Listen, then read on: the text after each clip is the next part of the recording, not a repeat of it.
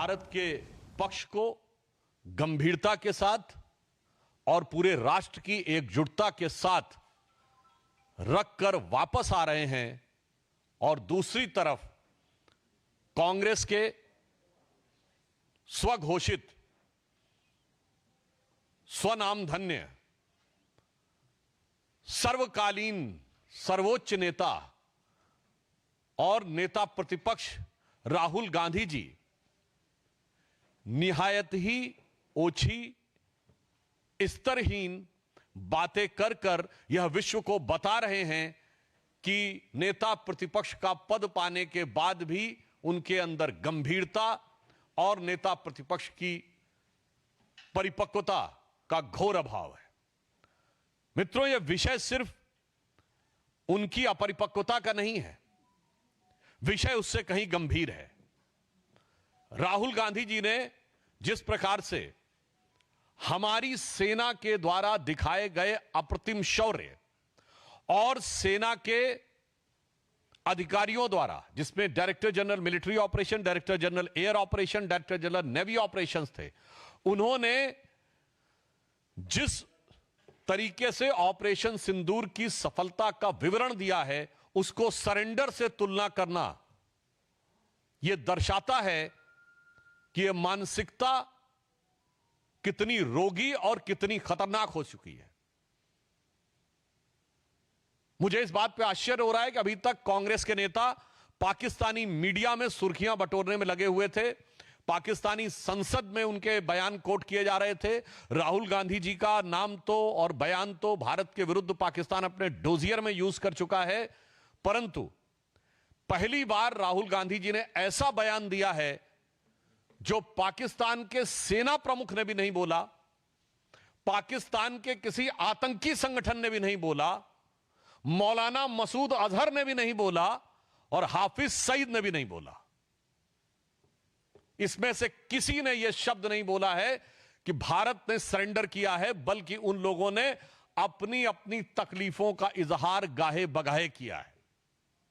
अगर इसके बाद यह बोल रहे हैं तो मैं पूछना चाहता हूं, क्या आप उन नेताओं से एक कदम आगे जाना चाह रहे हैं? यानी अभी तक तो आप पाकिस्तान के लोगों को, पाकिस्तानी सेना और पाकिस्तान के आतंकी संगठनों को कवर फायर देते थे, अब उनके सिरमौर भरने की कोशिश कर रहे हैं।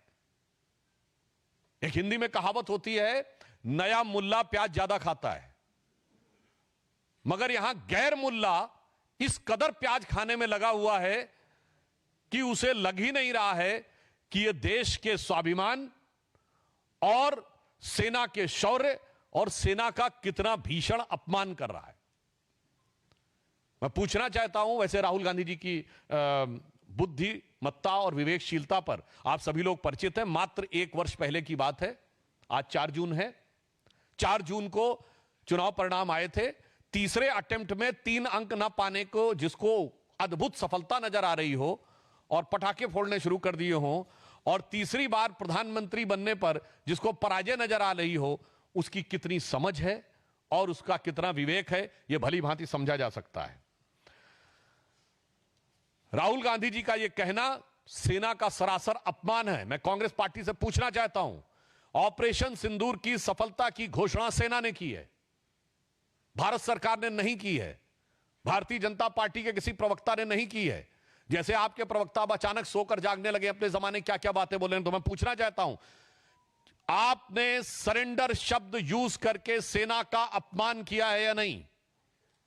क्योंकि सीधे सीधे जब आपने सेना के बयान को सरेंडर से तुलना किया है, इसका मतलब भारत और भारत की सेना का सर झुकाने का वो काम और इसके लिए वो शब्द जो पाकिस्तान की सेना, पाकिस्तान के आतंकवादी संगठन और यूएन सिक्योरिटी काउंसिल के द्वारा डिजिग्नेटेड आतंकवादी जैसे मौलाना मसूद अजहर और हाफिज सईद भी नहीं बन कर पाए हैं, तो आप क्यों उनके मुहाफिज बनने की कोशिश कर रहे हैं?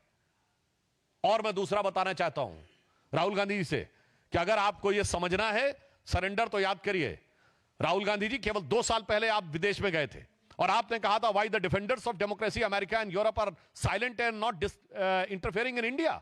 यह था सरेंडर। जुलाई 15 जुलाई 2011 को आपने कहा it's impossible to totally control terrorism, यह था आतंक के आगे सरेंडर। 26/11 के हमले के बाद आपकी सरकार ने शर्म शेख में कहा कि कंपोजिट डायलॉग प्रभावित नहीं होगा आतंकी घटनाओं के साथ, यह था आतंक की मानसिकता के साथ सरेंडर। 1995 में नरसिम्हा राव सरकार के समय एक फोन आया और भारत ने अपना एटॉमिक एक्सप्लोजन रोक दिया, यह था सरेंडर। 1971 में 93,000 प्रिजनर ऑफ वॉर थे। 1971 में 93,000 प्रिजनर ऑफ वॉर थे, फिर भी पीओके क्यों सरेंडर कर दिया? छंब का 160 किलोमीटर का एरिया जीता हुआ क्यों सरेंडर कर दिया? 13,000 किलोमीटर पाकिस्तान के पंजाब और सिंध का जीता हुआ क्यों सरेंडर कर दिया? 54 हमारे सैनिकों को वापस नहीं लिया, उन्हें क्यों सरेंडर कर दिया? 1965 में जीता हुआ हाजीपीर का दर्रा सरेंडर कर दिया। लाहौर से 20 किलोमीटर दूर तक सेना पहुंच गई थी, वो सरेंडर कर दिया। 62 में तो क्या क्या सरेंडर कर दिया। 19 नवंबर 1962 को जवाहरलाल नेहरू का कैनेडी को लिखा गया लेटर है, जिसमें उन्होंने सीधे कहा है कि अमेरिका आकर अमेरिकन पायलट्स हमारी एयरफोर्स को संभाले, जो 2010 में डिक्लासिफाइड हुआ है कैनेडी लाइब्रेरी के द्वारा। 1960 में सिंधु का 80% पानी सरेंडर कर दिया। 1948 में आपने कश्मीर का एक हिस्सा सरेंडर कर दिया। 1947 में मुस्लिम लीग के आगे 1/3 सरेंडर कर दिया। तो राहुल गांधी जी, आपकी पार्टी और आपके खानदान के कारनामे आजाद हिंदुस्तान के कैलेंडरों में सरेंडर से भरे पड़े हैं। और जहां तक हमारे प्रधानमंत्री जी की बात है, बहुत साफ कह देना चाहता हूं, राहुल गांधी जी किसी के आगे सरेंडर कर दें, कांग्रेस ने किया होगा, मगर भारत किसी के आगे सरेंडर नहीं हो सकता। हम विश्व की एकमात्र ऐसी सभ्यता है जो हजारों सालों के आक्रमण के बाद भी आज जीवंत हैं, जिसे आप मानने को तैयार नहीं। हमारे प्रधानमंत्री श्री नरेंद्र मोदी भारत माता के उस शेर की तरह हैं। आपको पता होगा, एक संस्कृत का वाक्य है, न अभिषेको न संस्कारो सिंहस्य क्रियते मृगा विक्रमार्जित राजस्य स्वयं मृगेंद्रता। मृगेंद्र शेर के लिए होता है और उसके अंदर स्वयं वो क्षमता होती है। तो हमारे प्रधानमंत्री श्री नरेंद्र मोदी जी भारत मां के शेर, अर्थात हमारे नरेंद्र भारत मां के मृगेंद्र हैं। और आपके खानदान के सरेंडर आजाद हिंदुस्तान के कैलेंडर में भरे पड़े हैं। इसीलिए मैं राहुल गांधी जी के लिए यह पंक्ति कहकर समाप्त करना चाहता हूं कि आदतन, फितरतन, शरारतन, व्याकुलता के कारण या कुटिलता के कारण आप प्रधानमंत्री के खिलाफ बोलिए, भारत सरकार के खिलाफ बोलिए, भारतीय जनता पार्टी के खिलाफ बोलिए, हमें बर्दाश्त है। पर भारत के स्वाभिमान और भारत की सेना के लेकर आप झूठ बोलेंगे तो यह कतई बर्दाश्त नहीं है। तो इसे सिर्फ एक पंक्ति कहूंगा कि वो पैरवी तो झूठ की करता चला गया, वो पैरवी तो झूठ की करता चला गया, बस उसका चेहरा उतरता चला गया। धन्यवाद। मित्रों, प्रश्न आमंत्रित है मोहित Bhatt.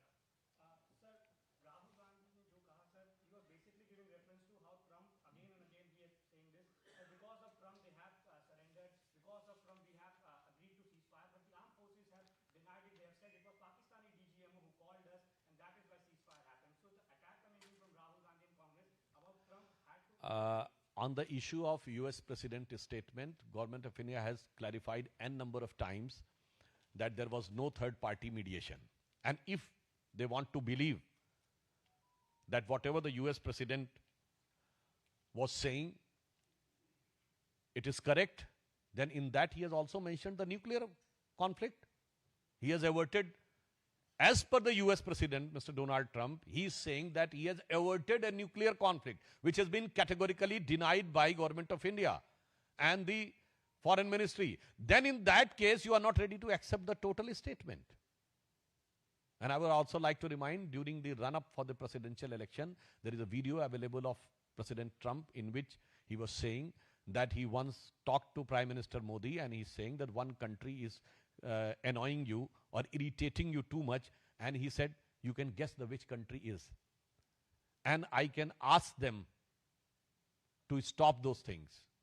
Then it is the statement of Donald Trump when he was running for presidency. Then Modi ji said, no, we have taught them lessons several times. I will do it. वैसे राहुल गांधी जी को चूंकि जब वो लोकतंत्र की रक्षा के लिए भी विदेश में जाके अमेरिका से गुहार लगा चुके हैं, तो उन्हें ये ज्यादा नजर आता होगा, इस कारण से इस संभावना से इनकार नहीं किया जा सकता। वैसे ऑन द लाइटर नोट मैं कहना चाहूंगा, अमेरिका के राष्ट्रपति ने 31 मई को एक और ट्वीट किया है जिसमें उन्होंने कहा है कि Joe Biden was killed in 2020 और जो 4 साल तक अमेरिका के राष्ट्रपति थे, he was a robot clone. तो मुझे लगता है कि कितना भरोसा, बल्कि मैं अमेरिकी सरकार से भी पूछना चाहता हूं कि भाई ये बयान उन्होंने अपने ऑफिशियल जो ट्रूथ करके उनका एक सोशल मीडिया है उस पर दिया है, तो राहुल गांधी इस पे भरोसा करते हैं नहीं? मुझे लगता है इस पे बता दे तो बेटर रहेगा। वैसे इस तरह के बयान देकर मैं एक बात कहना चाहता हूं, पाकिस्तान के प्रधानमंत्री शहबाज शरीफ का रिकॉर्डेड वीडियो अवेलेबल है जिसमें वो कह रहे हैं 9-10 अगस्त की दरमियानी रात को 2:30 बजे मेरे जनरल आसिफ मुनीर ने मुझे जगा कर ये कहा कि वजीर आजम साहब, पाकिस्तान के कई एयर बेसेस के ऊपर अटैक हो गया है और नूर खान एयर बेस पर भी मिसाइल गिरी है। ये आसिम मुनीर और शहबाज शरीफ दोनों का कबूलनामा है।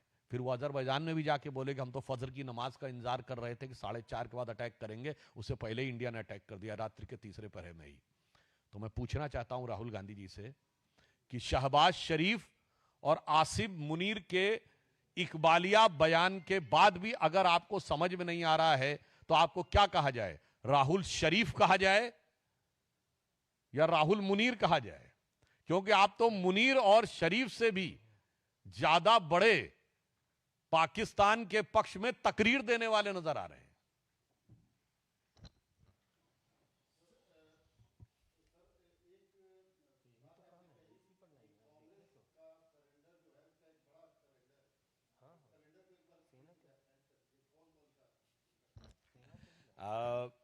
पुनः रिवर्स ऑर्डर में शुरू करता हूं। मार्च 2023 राहुल गांधी विदेश में जाते हैं और कहते हैं why the defenders of democracy America and Europe are silent over what is happening in democracy in India, they are not interfering. यह था सीधा सरेंडर। अब आप आइए, 15 जुलाई 2011 को राहुल गांधी कहते हैं it's impossible to stop terrorism. यह था टेररिज्म के आगे सरेंडर।